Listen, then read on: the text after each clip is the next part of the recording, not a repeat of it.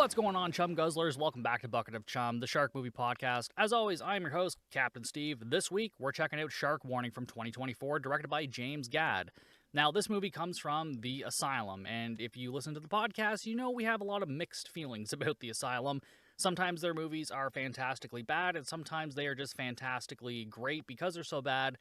Other times, it's just bad because it's bad. Let's see how this movie holds up, and let's get into the Letterboxd plot synopsis. After 20 years, a man returns to the town where his brother was killed by a shark. When it resurfaces and kills again, the man goes on a mission to hunt down the predator, making unlikely alliances along the way in order to stop it once and for all. So yeah, this is a pretty basic plot all along the way. This doesn't have an average rating yet. There's not enough ratings on Letterboxd to calculate it, but there's a few 5 stars, but the rest were mostly like 2 or 3 stars. So I have some higher hopes for this movie. But before we get any further, if you're enjoying the podcast and you want to support the podcast, you can go to patreon.com/bucketofchum. And just for $2 or $3 a month, depending on where you live, you can support the podcast with the Your Catch tier, where each month you get a brand new episode exclusively to Patreon.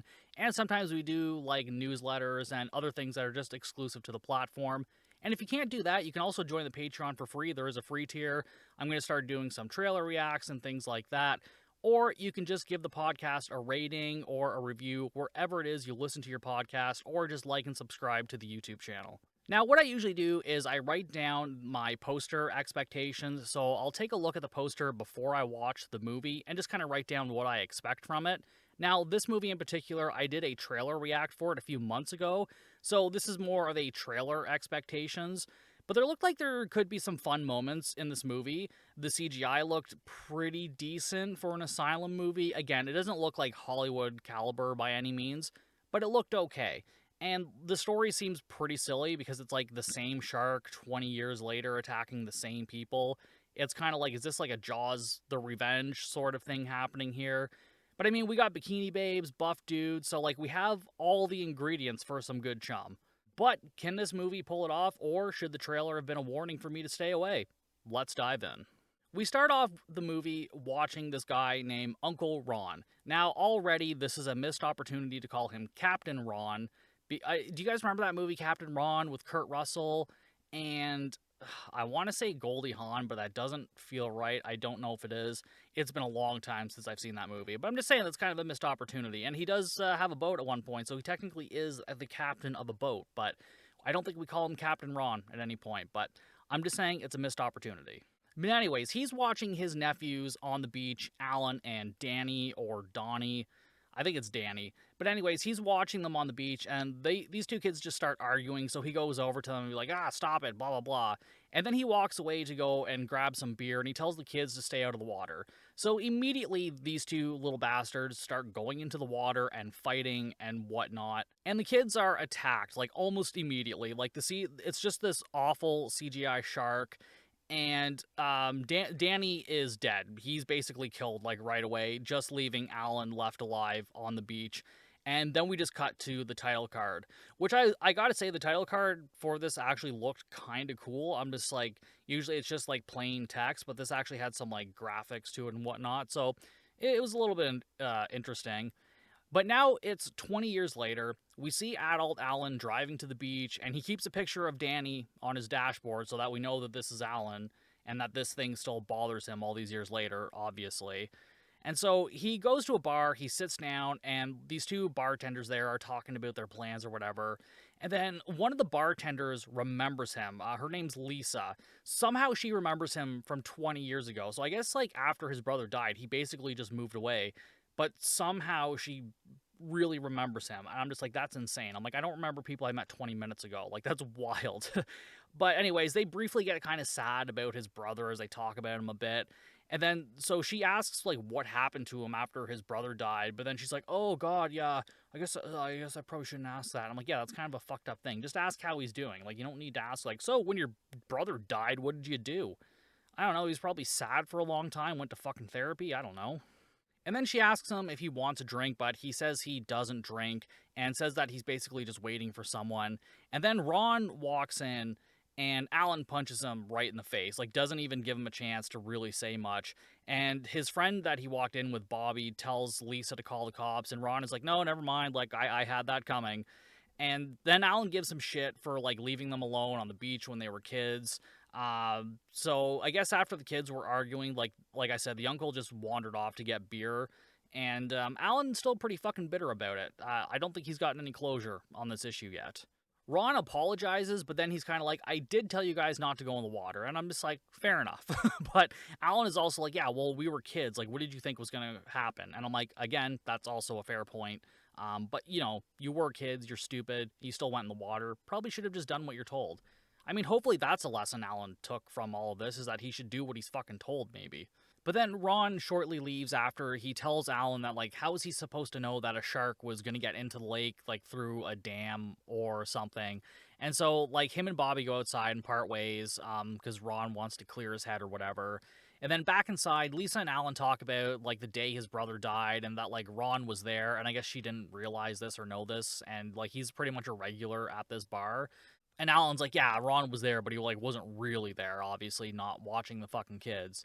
And then we cut away to someone sleeping on their boat with a fishing rod in their hand, and their rod starts bending. They've got something on the line, and I'm talking about his fishing rod, not his penis, just to be clear about that. I know I said he was holding his rod, his fishing rod. And he reels it in, and the fish that he's got on is, like, has been bitten in half. And then we see a shark fin just swimming along as he tries to get a photo of it, but he misses it, so he starts driving off. We go back to the bar, and Lisa is telling Alan there's a fishing tournament happening and that the mayor is going to talk about it, and then asks if that's why he came back. And I'm like, really? Like, you think he came back after 20 years for a fishing tournament? And I mean, I guess we do find out in a little bit that's actually exactly why he sort of came back. But I think he's mostly coming back to get closure on all of this. And like, she says that, like, that she hopes he didn't come back just to punch Ron in the face. And I'm just like, I don't know, I feel like even that's a pretty good enough reason. I mean, if he was drunk, not watching the kids, like, he kind of deserves at least one punch in the face. All in all, I say one punch, like, that's actually really fair. Like, that's actually a decent deal. Like, if I fucked up 20 years ago and someone's like, yeah, you get one punch in the face for it, I'd be like, hey, you know what? That's all right. I can deal with that. But what's weird about this part is later on we do find out that he did come to the town because he heard about this fishing tournament, and she tells Alan that they may change the name of the tournament after his brother.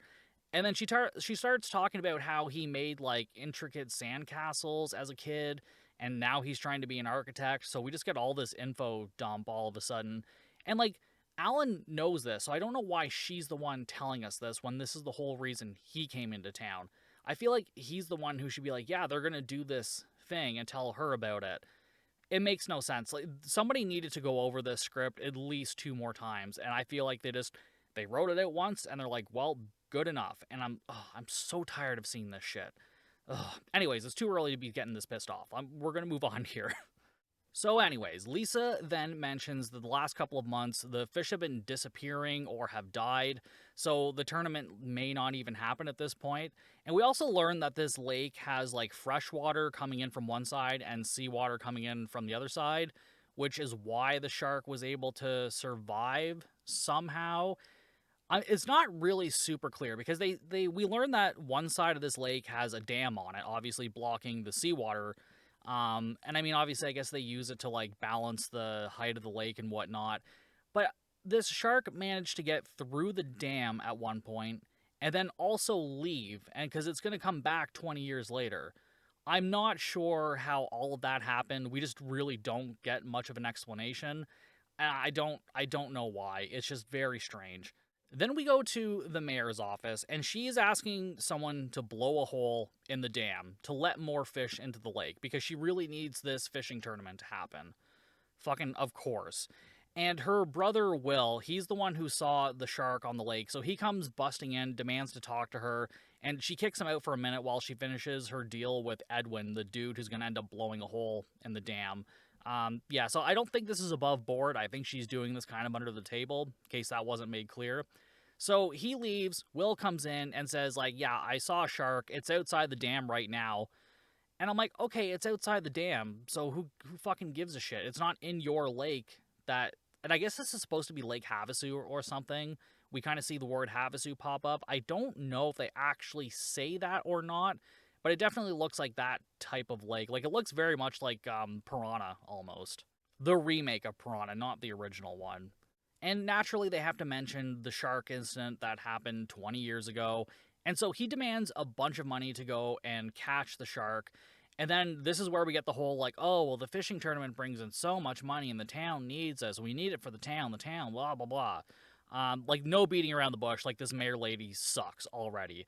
And again, this is basically just the whole, like, Jaws thing. We're doing this fucking again because apparently every modern shark movie has to have this Jaws plot with the mayor opening beaches when they shouldn't be opening the beaches. Like, we gotta stop this, man. We gotta come up with some better fucking ideas.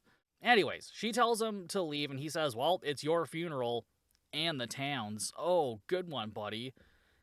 And later at the bar, the mayor is giving the speech, telling everybody that she's not pulling the plug on the fishing tournament. It's going to go ahead, and that they're renaming it after her dead husband. So they're not renaming it after Alan's brother.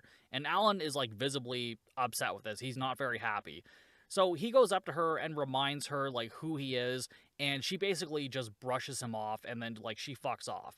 So she goes into her car, and she calls the guy who's going to blow the dam and asks, like, if he has his gear, and to just, like, head to the dam and rig one of the explosives and put a hole in it. I'm like, you don't need to retell us this. We already know what you're doing. But she also emphasizes that it can't be visible, so it has to be, like, below the water line and just big enough to let some fish in. And, of course, he's like, well, I need even more money for this. And she agrees to this. And I'm like, did you guys all, like, not already agree to do this? Like, why are we renegotiating? He was already going to blow the hole in the dam. Like, what has changed right now? Like, I don't understand that. So after they agree to this new money exchange or whatever, Will comes up to Edwin, and I guess he was just there eavesdropping for whatever reason, and says that, like, he couldn't help but overhear that, you know, he was on the phone with his sister, and asks him if he wants to make more money than she can give him. And then he tells him about the shark in the water, but Edwin's just like, oh yeah, thanks for the advice, and then just drives off to the dam, I guess. So, okay. He calls the mayor from the dam and says his price went up because there's a shark in the water now, so they have to renegotiate the price again.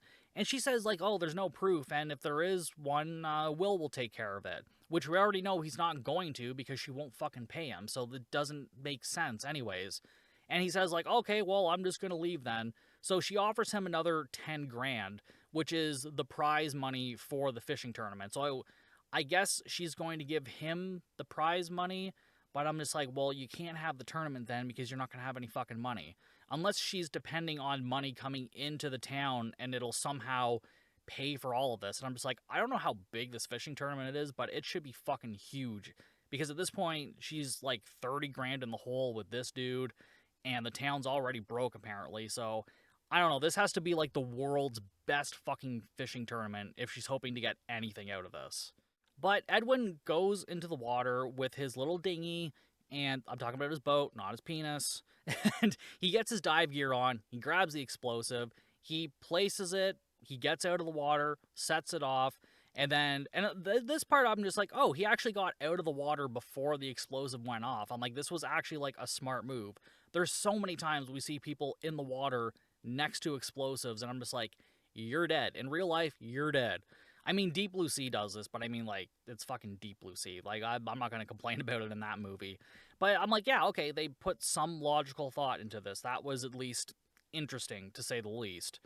But after he gets back into the water to see if his explosive worked, he's suddenly stalked by the shark, and then he tries to get away, but the shark gets him. And the shark makes it to the other side of the dam, obviously.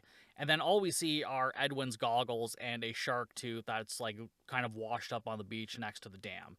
Now it's the next day, and Alan and Lisa are on the beach where Danny died, and she tries to comfort him. So I guess they just kind of ran into each other here. And yeah, Alan tells her, like, that drunk chose to get beer over watching him and his brother. And I'm like, we already fucking know this, man. Like, you already told us. We don't need to hear it again. it's sad, but, like, I don't care anymore. And then Lisa tells him that, like, Ron doesn't even drink anymore. Like, he never orders booze at the bar. I don't know if that's supposed to comfort him in any way, but I'm just like, okay, good for him, I guess. Like, I respect that, but, like, at the end of the day, it really doesn't matter at this point. And I mean, yeah, Alan doesn't really take much comfort in it. And then she asks him if he's leaving, and he says that he came back just to hear if the fishing tournament would be named in his brother's honor, and since it's not, there's not really any reason to stay. And now, I'm just saying that if they want to get wet, I don't think they need to go in the water, if you know what I mean, because she's just super into him. Like, she is splooshing hard for Alan in her pants. Like, and she says, like, oh, well, you can't leave just yet. You haven't had our famous fish sandwich. And, like, yeah, see, that's what I'm saying. Like, she's offering you her fish sandwich. You know? Take it. I don't think she means an actual sandwich, but she probably does. But just for fun, let's say she's not. And so she says she's going to go for her morning swim, but then she says, oh, maybe I'll just go for a jog instead and open the bar early and, just for you. And I'm like, okay, I guess, the way to a man's heart is through his stomach. Is that what we're going for here? Oh, God, she is gooning so hard for him, like, just so hard. Anyways, we go back to the mayor's office. Will comes in, and he slaps down the goggles and the shark tooth that, that washed up on shore that were Edwin's. And he says, like, this is all that he found, and they have a big problem now. So he tries to blackmail her for money to kill the shark, and she says his fee is too high. But, like, Edwin's dead now. You don't have to pay him. You were already going to pay him something like $30,000 at this point. And I think Will only wanted like 10 or 20 grand to kill the shark or something. So I'm just like, you can more than afford this unless you were never planning on paying Edwin or something, or you were going to pay him after the fish tournament. I'm like, you could just do the same thing with Will. Like, he's your brother, so I'm sure you could work something out. But she doesn't even try. She's like, yep, no, we're not going to do it. I'm like, oh, okay. I don't know what you're talking about, lady, but that's great.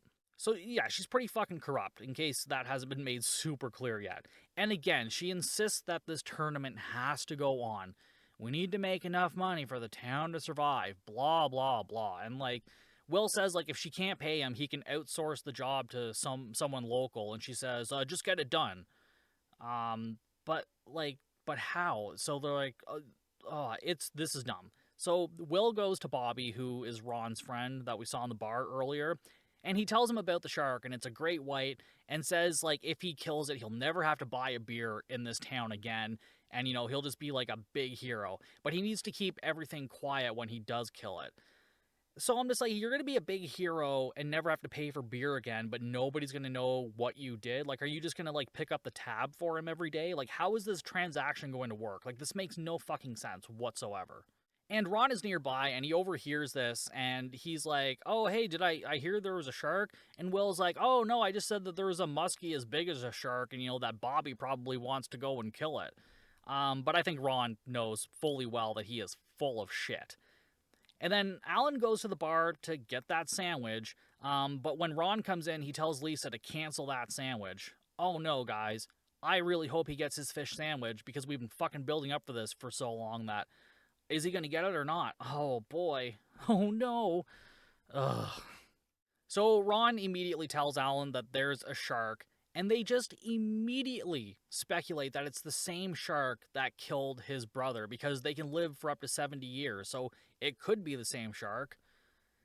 And I'm like, oh, yeah, okay, but, like, if you get bit by a spider, and then you get bit by one, like, 2 weeks later, and you're like, oh, spiders live for longer than 2 weeks, that could be the same one.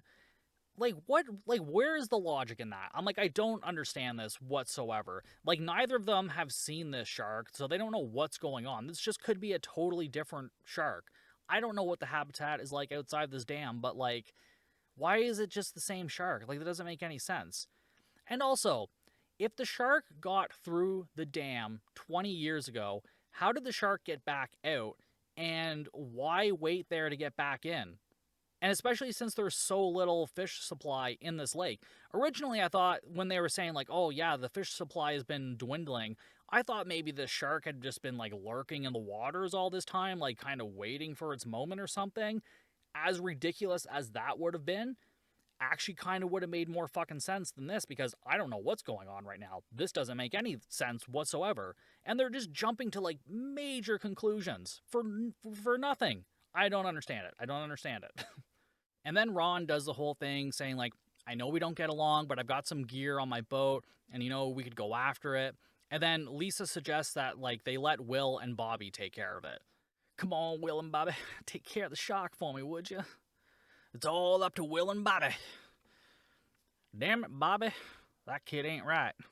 Anyways, Ron and Alan eventually agree to come up with a plan. So the plan is to come up with a plan.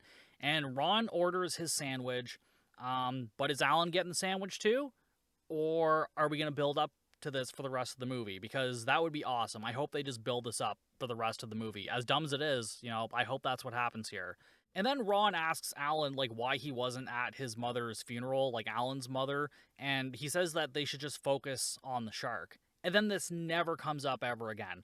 I don't know why we're bringing up these weird family dynamic things when we're not going to talk about it or even kind of fix it later on, or unless there's something more here that I'm supposed to be learning a lesson and I missed it, which is possible. I miss things in movies all the time. Like, I go back and rewatch movies after I've done an episode, and I'm like, oh shit, I'm an idiot, I missed that. But in this movie, I feel like there's things that I didn't miss and they're doing that just don't make any goddamn sense.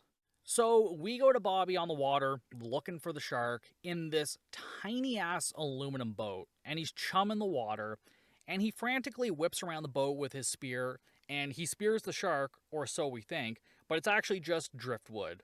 Fucking idiot. Yeah, this is who we're all depending on to save the day right now, is Bobby, who's spearing wood. The only way Bobby would be spearing more wood is if he was on Grindr. And also, like, is this driftwood sort of an homage to Jaws 4? Like, I'd like to think so, because that's what happens at the beginning of Jaws 4. They go out to move some driftwood, and then Sean Brody, the son of Chief Brody, ends up getting killed. So, I don't know. Maybe it's a bit of a long shot, but I feel like with some of this revenge stuff and these little moments, I kind of feel like it's an homage to that. And I'm like, you pick the wrong aspects of the Jaws movies to really focus on here, but this isn't my movie. This isn't mine, unfortunately. And he tries to get his spear out of the log, and then the real shark starts attacking. So he hits the shark with a spear, and he starts yelling for help. But then the shark comes and hits the boat. And this somehow dislodges the spear and ends up going into Bobby, and he's just dead now. So, like, the shark doesn't even, like, really eat him or anything. It kind of spears him accidentally or something. Again, like, I don't really understand why this happened this way or anything. And also, like, if Bobby's such an experienced fisherman, why was he in this little-ass boat hunting a full-on shark? Even in real life, let's say that he was actually hunting a shark and this takes place in reality. You would not be doing it in a fucking boat this small. Especially not for a great white. Like, if you were going after maybe a mako or something a little bit smaller, then I could see it. But I'm just like, this makes no sense. I'm like, this guy is an idiot. Why did Will ever think that this was a good idea to have this man doing this? Absolutely ridiculous. At the bar, the guys finally get their fish sandwich. But it's not up to Ron's standards because they've been using frozen fish or something. And he's like, yeah, it tastes weird. And Alan's like, well, I still think it's good. Because he still wants, like, Lisa's ass. Like, that's the only reason he's saying this sandwich is good. But at this point, I'm fucking done with this sandwich. Like, I'm just done with this. I'm like, this is dumb. I'm like, why are we doing this? I honestly think it just would have been funnier to have it build up that he keeps going to get the sandwich, but he doesn't get it until, like, the end of the fucking movie. Maybe they turn the shark into a sandwich. Even then, I would have accepted that. That would have been fucking better than this nonsense. But yeah, again, they're using frozen fish because there's so little fish in the lake. And, the fresh fish in the lake is what made the sandwich so good. Okay, fine. And then Lisa then suggests that they call the mayor about the shark. And Ron says that, like, she's probably the one that put it there. Again, don't know how they would know this. They are right in a manner of speaking, but it still doesn't make any sense. And she then says, like, we need to get people off the water. And then Ron tries to call Bobby, and when he doesn't pick up, he's got to go out on the water. And Alan wants to come, but Ron says, like, you haven't been on the water in decades. And Who cares? What difference does that make? What, he's going to go out on the water and just suddenly not know what to do out there? Like, oh, water, what's all of this? I'm like, listen, I go like a couple of months sometimes without driving a car. I get back into the car and I'm just like, well, this is fine. Like, and he's not driving the boat, he's just on the boat. So, I don't know, this is nonsense. It's just pure fucking nonsense. And then he says, like, listen, you'll hear from me soon, and then he leaves. And then Lisa agrees and says, like, no one inexperienced should be out on the water right now, and they need to tell the mayor. And I'm like, okay, fine.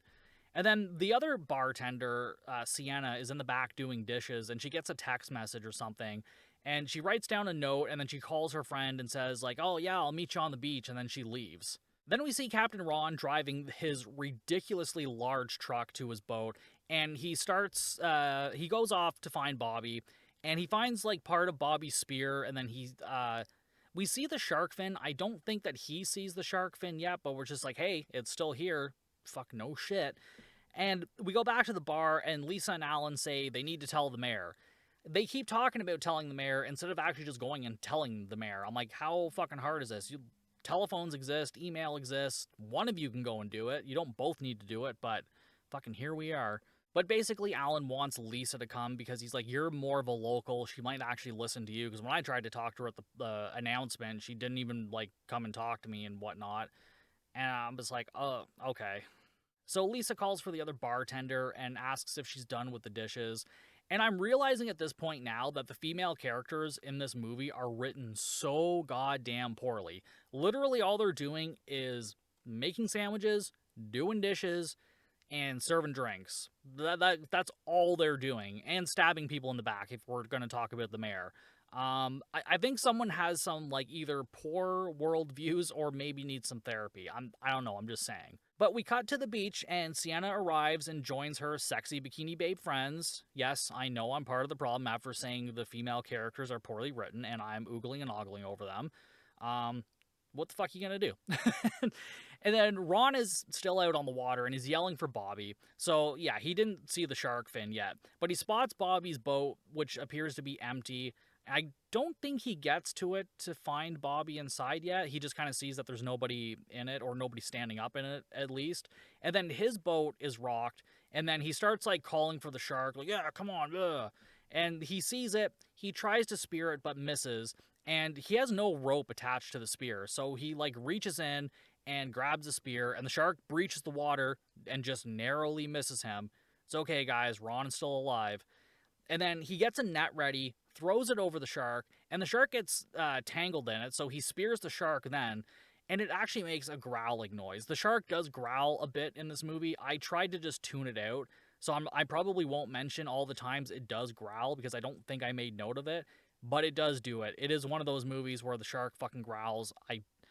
I never understand it, especially with movies like this where it's sort of trying to take a more quote-unquote realistic approach, even though this is the same shark from 20 years ago for some fucking reason. But yeah, I don't know. It's just, why is it growling? Why is it making noises? I'll never understand it. But he starts cheering, and, like, you know, that he got the shark, he's all excited, but then the shark escapes the net, and later on he pulls this net back up and there's nothing wrong with it. So I guess the shark just, like, shook its way out of it, and this net is still good to go for another use at some point. I'm like, okay, cool.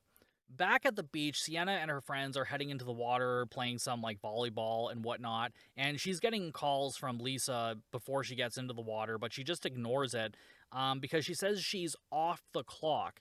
And I'm like, bitch, you're only off the clock because you left her without telling her that you were leaving, or anybody else. Like, not because you're actually done your shift. But anyways, I guess that's just semantics. And then apparently Lisa says this in the next scene, that, like, apparently she just does this sometimes, and she's like, ugh, sisters. And so I guess these two are sisters, I guess, or unless they're supposed to be, like, sorority sisters, but I think they're supposed to be actual sisters. But that dynamic isn't made, like, super clear. And so I'm just like, why even make them sisters in the first place? Just make them friends. Because if you're not going to do the whole family dynamic thing, and I guess it's supposed to be so she can kind of relate to Alan a little bit more, maybe, or Alan can relate to her in a sense. I don't know. It doesn't really matter. Ron starts driving his boat to the beach and starts yelling, "Shark, get out of the water!" And Sienna's the first one to hear this, and she starts yelling the same to everybody. But the shark gets her legs and drags her under, and she screams, but she manages to make it back to shore, and Ron drags her out of the water. And she has a bitten leg, but she's still alive, and she'll probably survive, I'm sure, and it seems like she does. And so Ron calls 911 to go and get help. And then Lisa and Alan drive to the beach, and she tries to call Sienna's phone again. And then they hear the sirens, and so they start running down the beach. And they find Ron, and he says, like, "Your sister, Shark, ambulance on the way to the hospital."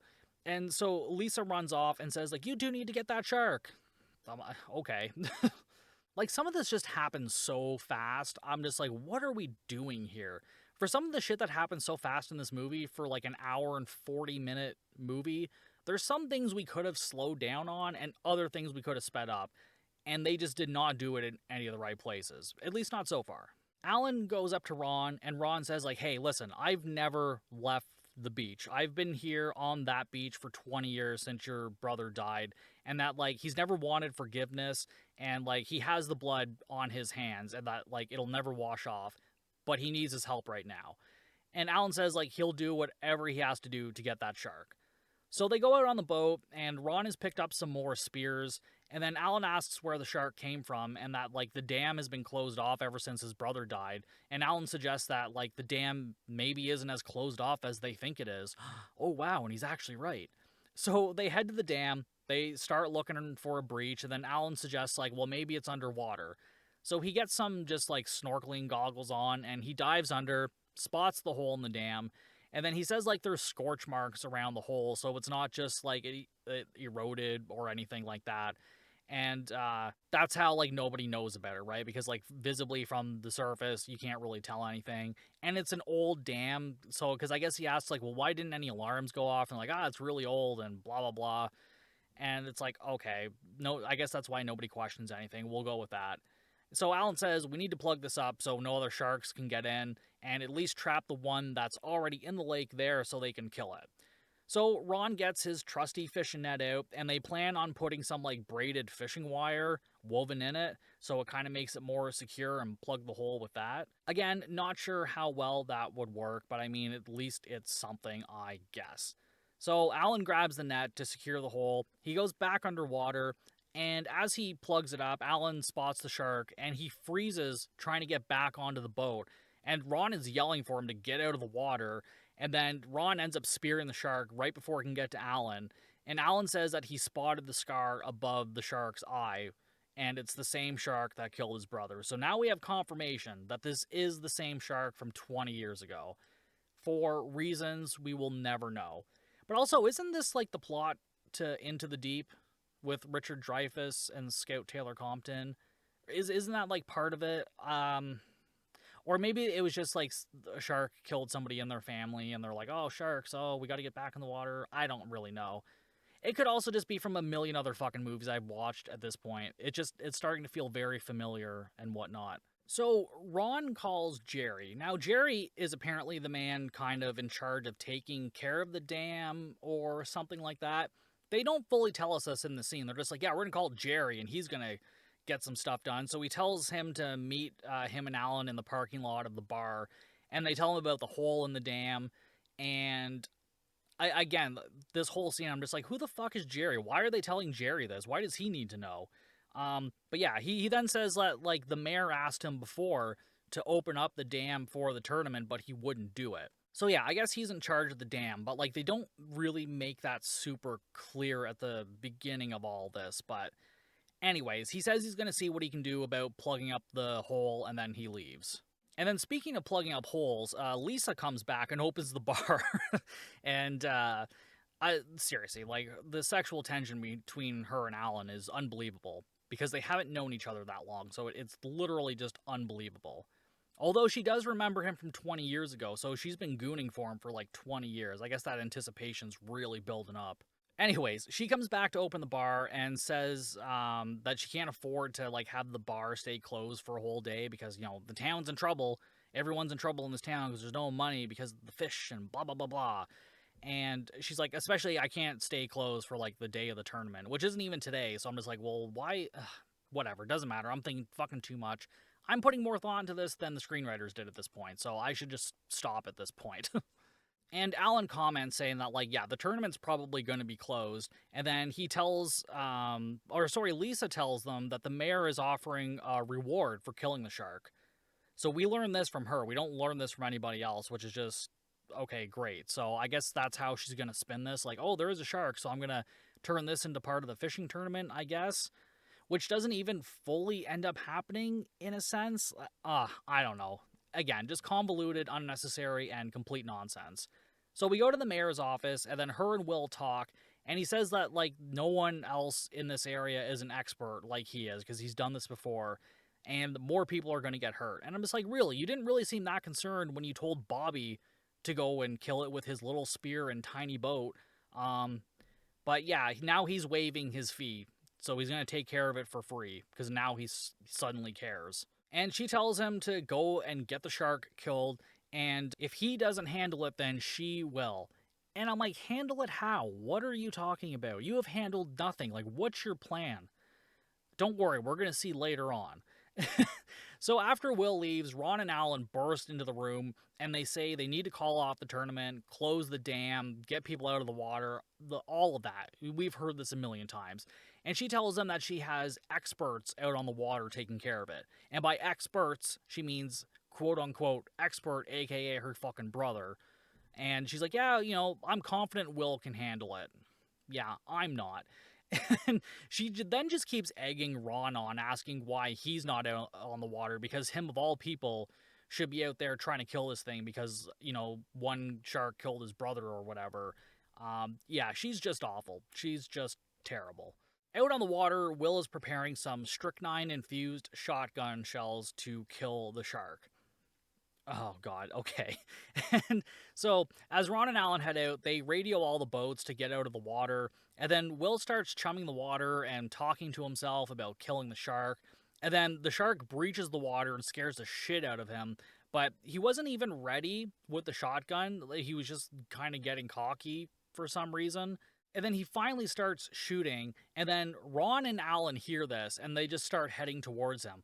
I'm like, again, doesn't make any sense. I don't even think they can see him, but they're like, oh, we hear shotguns, so that must be Will, and he must be over this way. So they just start going that way to go see Will. Great. And the shark breaches again, knocks Will down, and he gets covered in the strychnine because he didn't cover it back up before, finishing up with his bullets. So now he's just on the floor covered in fucking strychnine. And then Ron and Alan find him, and he's dead. And they're like, yeah, we're going to radio this in later. And then they drive off. So then it's nighttime. They go back to the bar, and they tell Lisa that no one else can kill this thing, but they don't have the firepower to do it themselves. So she's like, go outside. I have something that can help. And then she leaves, apparently, and then comes back in her car again. And she has, like, a trunk full of weapons, and she says it was her dad's for hunting or whatever. So they all oogle and ogle over the weapons and, like, how the ammo is waterproof, so it'll still work if something gets wet or something to that effect. I'm like, we don't even need to mention this. I'm like, this is just unnecessary information at this point. I'm like, who gives a shit? You know how many movies we've seen with, like, army dudes in the rain or in the water shooting weapons? I'm just like, half the time, I'm sure probably that's not true. Other times, I'm sure they probably do have weapons that are, well enough to work in the water. We don't really need an explanation for this. No one really cares. Just start killing something, please. And then, of course, she says, like, oh, I'm going to go with you guys. And then it's the whole, like, no, you shouldn't come with us. And, yeah, I have to go with you. Okay, cool. Great. Just cut that conversation down for you. And Alan says, like, it's too dark now, so they got to wait until dawn to meet up and regroup. So the next morning, Lisa and Alan talk by the car. Alan is shirtless. She's in a red bikini. Standard shark killing attire. I mean, they must have had, like, a group text or some shit like that saying, like, yeah, make sure you get, like, fucking half naked. And they have an emotional convo, which I'm not going to bore you with here. And then Ron shows up, and he is also shirtless. So he was in the group text, I guess. And it's like, hey, we're all fit. Why don't we show up in the least amount of clothing possible, even if that hasn't mattered at all? Oh, sounds good. And so they set a timeline to get this done before 9 a.m., which is when the fishing tournament is supposed to start. Even though I'm sure if the fishing tournament starts at 9, people are going to be in the water by like 8, probably. But anyways, again, semantics, nonsense. And then we see the mayor out on a boat by the dock with a bucket of chum. Haha. And she tells her assistant to keep people out of the water until 9 a.m. So she's gone fucking rogue on her own. And I'm like, well, isn't that the case already then? If, the other people set their timeline for 9 a.m., it's because people shouldn't be in the water already? Again, just complete fucking nonsense. Like, why did we not just establish this? Again, I'm sorry, I'm thinking too much about this. So anyways, the mayor sets off, and she's wearing her fucking suit still from, like, the night before. She's just in her mayor suit. Like, she's not dressed for shark killing at all, because she wasn't part of that group text. So if she was, she would also be in a bikini probably, but she's not. She's missing out. So she drinks and chums and drinks and chums, and she drops the fucking bucket in the water at one point. And then our heroes, Ron, Lisa, and Alan, come across it, and they're like, oh, the mayor's chumming the water away from the fishing tournament. Again, the people in this movie have, like, Prometheus knowledge. And what I mean by that is if you've seen the movie Prometheus, as gorgeous as a movie as that is, the writing and the plot is just, like, people just know things for no other reason other than the screenwriter needed somebody to know something to move the plot forward in a way. Like, there's no reason for them to know this information or even, like, theorize about this, but, like, somehow they do. They just know things. I'm like, oh, okay, convenient plot knowledge, got it. So they find the mayor, and they tell her that she needs to get off the water, and she says she needs to save the town, and she's making sure this tournament goes on because, the town is, like, drowning and they need money. And then she says, like, none of this would have happened if Alan's brother hadn't died 20 years ago. So she's blaming all of this on Alan's brother's death, but, like, the shark was in the lake. Like, if he didn't die, somebody else would have died probably. I mean, that doesn't change the fact that there was a shark there. Oh, and why was the shark there? Because she opened the dam 20 years ago. So it's always been her fault because she's a fucking idiot, but she just keeps trying to blame fucking Alan and his brother. I'm like, this is some dumb American logic right there. Like, fuck me, this is dumb. And then, of course, she admits to having the hole blown in the dam or whatever. And I'm just like, we didn't even need this. I'm like, they probably could have figured that out. Because, I mean, they can figure anything out. They have knowledge of everything, apparently. But yeah, so I guess she's an idiot and she feels guilty, but mostly an idiot. And they keep trying to convince her to stop the tournament. And when she agrees, the shark just comes up and grabs her and pulls her under into the water. So she's dead already. Like, this was just super fast. And it's like, okay. So they all start shooting at it, but it's too fast for them, even though this shark is just, like, swimming all normally and whatnot. Like, they didn't make this thing look like it was going very fast, but apparently these three people just can't deal with it. So Alan starts chumming the water, and Ron apologizes for his brother and that whole thing. Yeah, we get it, blah, blah, blah. And then he does the same thing as the mayor. Oh, maybe if the brother hadn't died, then they wouldn't be in this situation. And again, the shark was there regardless. The kid getting eaten has, like, nothing to do with the shark getting into the lake. And, like, why are we holding on to this idea? Like, it makes no sense. But anyways, the boat then gets knocked, and it knocks Lisa into the water, but the shark just swims around her. I guess maybe it has a thing for blondes in red bikinis. I don't really know, because Ron gets in the water and he tells Lisa to swim to shore because the shark is too close to the boat. Now, I guess if you're trying to visualize this, I don't know where shore is in relation to them, but it must be pretty fucking far. But yeah, then Ron's attacked by the shark because I guess the shark didn't want to be sexist. Maybe. I like, how does any of this make sense? I don't know. Anyways, on the beach, people start signing up for the tournament. They start getting into the water. Now, Alan is alone on the boat, and he's fighting the shark. So the shark jumps up onto the boat, and the CGI here just looks fucking awful. It's very just like, you guys should not have done this shot. Like, you should have done something else. This was just not great. And so he tries to hit it, and the boat starts sinking because it's damaged or whatever. So Alan starts swimming off with a fishnet, and then he manages to tangle the shark in the net, and then he dives down and grabs a spear. Now, here's what I have a problem with this.